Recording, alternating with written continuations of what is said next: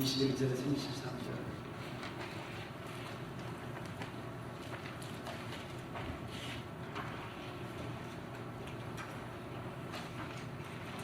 한 목소리로 같이 읽겠습니다.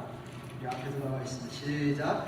그때 여호수아가 나서 산지와 해바라기와 베들과 아람과 유다 온 산지와 이스라엘 온 산지에서 아람 사람들을 널쳐가지고 그가 또 그 소득들을 침멸하였으므로 이스라엘 자손의 땅 안에는 아람 사람이 하나도 남음이 없고 가사와 가나와 아스돗에만 약간 남았으나 여호와 여호수아와 여호와께서 모세에게 이르신 말씀대로 그 온 땅을 취하여 이스라엘 지파의 물을 내라 기업으로 주었다. 그 땅에 전쟁이 그쳤더라. 기도하겠습니다. 하나님 아버지, 당신의 날에 당신의 성전에 모여서 당신의 백성들이 영광과 존귀를 올려드립니다. 이 시간에 드린 예배가 하나님 기뻐하시는 예배가 되게 도와주옵소서. 부족한 자가 하나님 말씀 선포하게 싸우니 저를 감춰주시고 당신의 도구로만 사용하여 주옵소서. 예수님 이름으로 기도하옵나이다. 오늘은 주님의 마음 중 시리즈 중에서 영적 싸움에서 승리하라 라는 제목으로 함께 은혜를 나누기로 합니다. 주님의 마음에 대해서 계속 설명하고 있는데요, 우리 주님은 우리가 구원받기를 원하십니다. 우리가 에덴에서 잃어버렸던 하나님의 자녀의 삶을 회복하기를 원하십니다. 우리가 하나님의 자녀로 하나님의 택하신 그 아들과 딸로 살기를 승리하기를 원하십니다. 그런데 그것을 방해하는 세력이 있어요. 누굽니까? 마귀. 그래서 우리의 주님이 이 땅에 오신 목적은 우리를 구원하기 위하여 오셨지만은 그렇게 하다 보니까 필연적으로 만나는 자가 있어요. 약한 영입니다.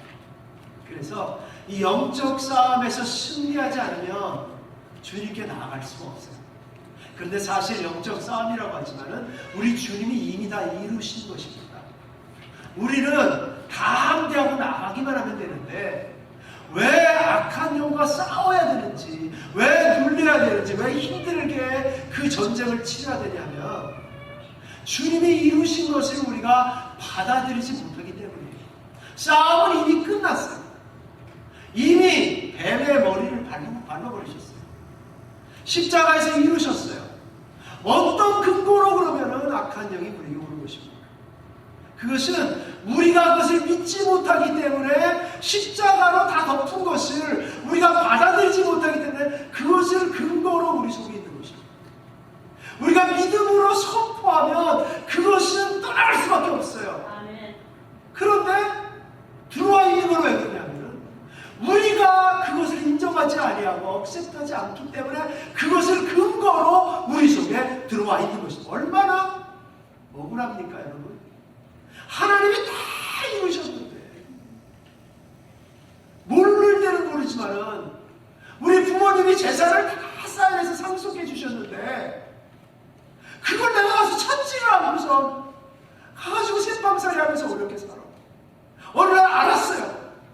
내가 새빵살이 할 필요가 없구나. 내 몫으로 수십억을 남겨놓았구나. 그러면 가가지고 자기 이름을 내고 그것을 자기 것을 만들어 누려서 살아야죠. 다 이루어주셨는데 계속 새빵살이해서 지 눌려가지고 속는 것입니다. 그건 내가 그렇게 하는 거야. 내가 그것을 믿지 아니하고 그걸 알려고도 하지 아니하고 그것에 대한 것을 인정도 아니하고 그냥 눈에 보이는 것만 사는 것입니다. 사실은 영적 싸움이라고 하지만은 이 전쟁은 우리 아까 찬양했죠. 이 전쟁은 하나님께 속한 거 끝난 거예요. 이미 믿으십니까? 오늘은 영적 전쟁에 대해서 이야기하기를 원하는데 우리 주님이 요한일서 3장 8절에 말씀하십니다. 하나님의 아들이 나타나신 것은 마귀의 일을 멸하려 합니다. 우리 주님은 마귀의 일을 멸해야 우리가 구원받는 것을 아는 것입니다. 성경에도 우리 에베소 6장 12절 13절을 보니까 우리의 씨름은 혈과 육에 거는 것이 아니라 정사와 권사와 이 어둠의 세상 주관자들과 하늘에 있는 악한 영에 대한 것입니다. 그런데 악한 영은 대적하지 않냐고 맨날 사람에게만 초점을 뒀지. 저 사람이 인격이 잘못되고 나를 속상하게 했다더니 저 사람이 성격이 못돼가지고 나를 맨날 괴롭힌다느니 악한 영화부터 나와야 되는데 사람하고 맨날 싸워. 필터가 잘못된 거예요, 여러분. 사람은요 거기서 거기에요, 여러분. 완전한 사람이 어디 있습니까? 사람은 다 악한 것과 선한 것을 적당히 갖고 있어요. 물론 열심히 신앙생활하고 열심히 기도하고 성경 보고 그러면 조금 낫지만 거기서 거기입니다, 여러분. 사람은 거기서 거기에요. 반드시 실망합니다, 사람을 쳐다보면. 왜? 이 싸움은 사람에게 있는 게 아니에요. 하나님에 있고 하나님과 악한 영에 대한 싸움이기 때문에 그렇습니다. 그러므로 하나님의 전신갑주를 취하라. 이는 악한 날에 너희가 능히 대적하고 모든 일을 행한 후에 서기 위함이라. 어떤 날에? 악한 날. 지금이 악한 날이에요. 지금.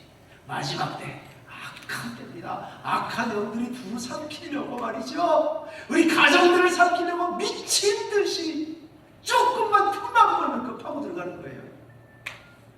너희가 능히 대적하고 모든 일을 행한 후에 어떻게 하기 위함이라? 서기 위함이라. 서려고 전쟁을 치르는 거죠.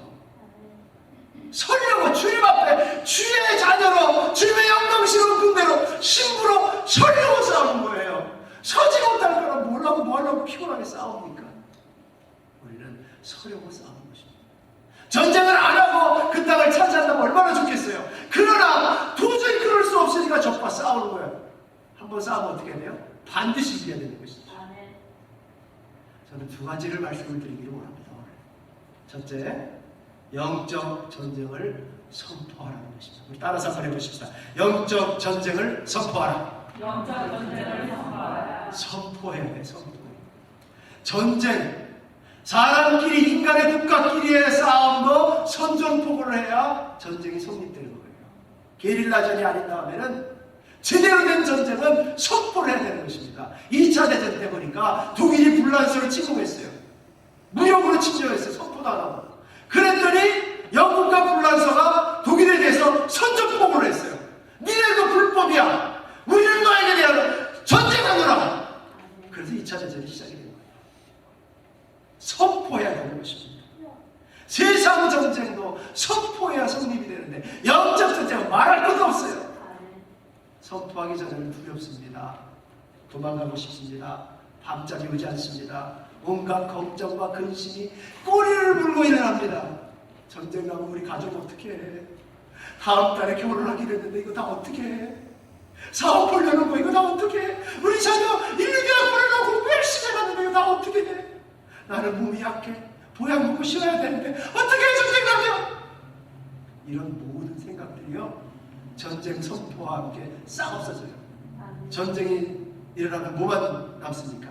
오로지 이겨야 되겠다. 사느냐 죽느냐. 마지막 악한 날에는요 코너로 양쪽의 둘 중에 하나의 선택으로 우리가 몰려요. 하나님의 군대로 사느냐 세상에 굴복하고 사느냐. 굴복하고 노예같이 사느냐 이기고 정복자로 탈취물을 나누면서 사느냐.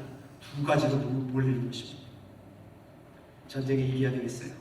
야고보서 4장 7절에 보니까 그런즉 너희는 하나님께 순복할지어다 만일을 대적하라. 그리하면 피하리라. 선포를 딱 해버리면 마귀가 꼬리를 쫙 내리는 거예요. 우리가 선포하지 않으니까 온통 난리를 치는 거예요.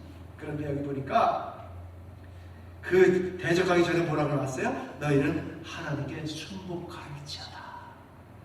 순종하는 자만이 이길 수 있다.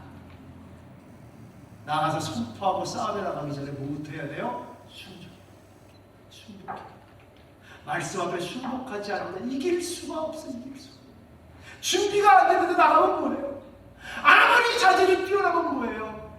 제대로 실탄을 안 가지고 나면 아무리 총복수를 많이 하면 뭐예요? 실탄을 안 가지고 나면 저걸 죽일 수가 있어야지.